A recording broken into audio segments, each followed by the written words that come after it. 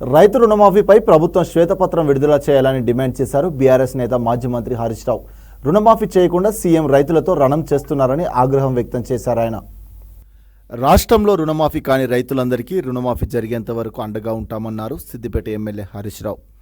అంతకుముందుకు ఆయన యాదాద్రి లక్ష్మీ నరసింహస్వామిని దర్శించుకున్నారు. పాపం రేవంత్ రెడ్డి చేస్తే దేవుడు ప్రజలను శిక్షించవద్దని శ్రీ లక్ష్మీ నరసింహస్వామిని వేడుకున్నట్లు చెప్పారు. యాదగిరిగుట్ట హరిత టూరిజం హోటల్లో హరీష్ రావు మాట్లాడారు. అక్రమ కేసులతో రైతులను వేధిస్తున్నారని మండిపడ్డారు. పోలీసులు కూడా చట్టానికి లోబడి పనిచేయాలన్నారు. అసెంబ్లీ ఎన్నికల్లో రైతు రుణమాఫీ పేరుతో పార్లమెంట్ ఎన్నికల్లో సీఎం ప్రజలను ఓట్లు అడిగారన్నారు హరీష్. రేవంత్ రెడ్డి దైవద్రోహానికి పాల్పడ్డారన్న ఆయన, సీఎం ఒకలా మంత్రులు మరోలా రుణమాఫీపై ప్రకటనలు చేయడం వాళ్ళ చిత్తశుద్ధికి నిదర్శనమన్నారు. సీఎం రేవంత్ రెడ్డి ప్రజలకు క్షమాపణ చెప్పి దేవుళ్ల దగ్గర ప్రాయశ్చిత్తం చేసుకోవాలన్నారు. అన్ని రకాల వడ్లకు బోనస్, రైతు భరోసా వచ్చేంత వరకు, రైతు రుణమాఫీ పూర్తి అయ్యే వరకు పోరాటం ఆగదని స్పష్టం చేశారు. 2 లక్షల కంటే ఎక్కువ రుణం ఉన్న రైతులకు బేషరతుగా 2 లక్షలు చెల్లించాలన్నారు.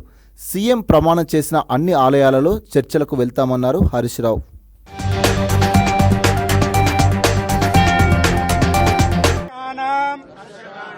ऋणबाध निवृत्ति विषये तेलंगाना राष्ट्र मुख्यमंत्री श्री यनुमूल रेवंत रेड्डी कृत असत्य प्रलाप पाप परिहार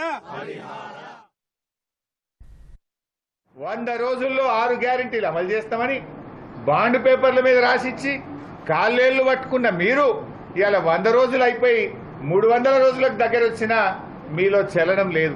మోసాలు చేసిన కాంగ్రెస్ నాయకుల్ని గతంలో చూసినాం, కానీ రేవంత్ రెడ్డి మాత్రం ఆ దేవుణ్ణి కూడా మోసం చేసిండప్ప. ఇప్పటికైనా తెలంగాణ ప్రజలకు క్షమాపణ చెప్పు. నేను మొన్న కూడా అడిగినా, నీ మంత్రులు తలా రకంగా మాట్లాడుతున్నారు, నువ్వేమో రుణమాఫీ అయిపోయింది అంటున్నావు. వైట్ పేపర్ రిలీజ్ చేయి. అసలు ఎంతమంది రైతులకు రుణం ఉన్నది, నువ్వు ఎంతమంది రైతులకు ఇచ్చినావు, ఇంకా ఎంతమంది రైతులకు ఇవ్వాలి, ఎంత డబ్బు ఇవ్వాలి, నువ్వు ఒక వైట్ పేపర్ రిలీజ్ చేయి. నువ్వు రైతు భరోసా కింద గతంలో కేసీఆర్ గారు 7,500 కోట్లు ఇచ్చేవాడు. ఇవాళ ఆ 7,500 కోట్లు కూడా ఇవాళ ఆగస్టు నెలాఖరికి వచ్చినా ఇంతవరకు నువ్వు ఇయ్యలే. అది ఎప్పుడు ఇస్తావు మరి? ఎంతో మంది చిన్న సన్నకారు రైతులు ఇవాళ అప్పులు చేసుకునే పరిస్థితి వచ్చింది. నిజంగా 2 లక్షల పైన ఉన్న వాళ్ళ మీద ఈ ప్రభుత్వానికి క్లారిటీ లేదు. నువ్వు ఇస్తానని 2 లక్షలు ఇచ్చేయి. నువ్వు ఆ కట్టుమనే నిబంధన ఎందుకు పెడతా ఉన్నావు? కట్టుమనే నిబంధన పేరు మీద రైతులను మళ్ళీ 3 రూపాయలకు 4 రూపాయలకు బయట అప్పులు తెచ్చుకునే పరిస్థితి ఎందుకు కల్పిస్తా ఉన్నావు? నువ్వు మొత్తం కట్టమంటే ఆడికెళ్ళి కట్టాలి. వాళ్ళు రేషన్ కార్డు నిబంధన పెట్టి కోత పెట్టినావు, ఇన్కమ్ ట్యాక్స్ నిబంధన పెట్టి కోత పెట్టినావు. చిన్న ఉద్యోగులకు, ఆర్టీసీ కార్మికులు, సింగరేణి కార్మికులు, ఉపాధ్యాయులు, రిటైర్డ్ ఉద్యోగులకు కూడా ఆపినావు కదా. స్పీకర్కి ఇచ్చినావు, ఎమ్మెల్యేలకు ఇస్తున్నావు, కానీ ఆర్టీసీ సింగరేణి కార్మికులు ఏం పాపం చేసిందే? చిన్న చిన్న వాళ్ళని ఇబ్బంది పెడతావు, వాళ్ళకెందుకు రుణమాఫీ చేయవు? యాదాద్రి లక్ష్మీనరసింహస్వామితో మా యాత్ర ప్రారంభమైంది. ఈ యాత్ర ఆయన ఎక్కడెక్కడ ప్రమాణం చేసిండో, ఆయన అన్ని దేవాలయాల మీద చేసిండు.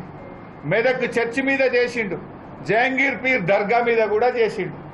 అన్ని చోట్ల పోతాం, అన్ని చోట్ల కూడా తప్పకుండా దేవుళ్ళని ప్రార్థిస్తాం.